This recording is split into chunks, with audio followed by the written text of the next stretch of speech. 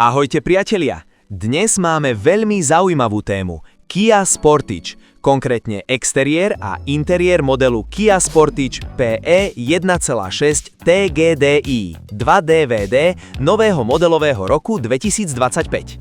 Pred nami je moderný kompaktný crossover juhokorejského výrobcu Kia Motors, ktorý spája rozpoznateľný dizajn, praktickosť a overené technické riešenia.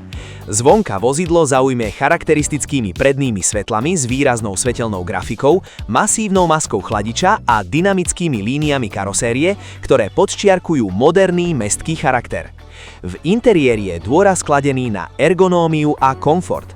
Pohodlné sedadlá, logické rozmiestnenie ovládacích prvkov, digitálny prístrojový panel a multimédiálny systém s veľkým displejom vytvárajú pocit technológie a kvality.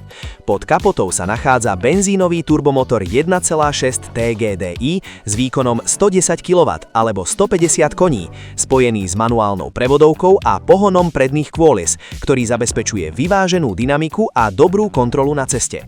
Reálna priemerná spotreba paliva v kombinovanom cykle sa zvyčajne pohybuje okolo 7-8 litrov na 100 km v závislosti od štýlu jazdy a podmienok, čo robí túto verziu pomerne úspornou vo svojej triede. Kia Sportage 2025 je určená pre vodičov, ktorí oceňujú moderný dizajn, praktický interiér a spoľahlivé technické vlastnosti na každodenné používanie. Ďakujeme za sledovanie a osobitná vďaka za lajky. Prihláste sa na odbe, ak máte radi autá. Dovidenia!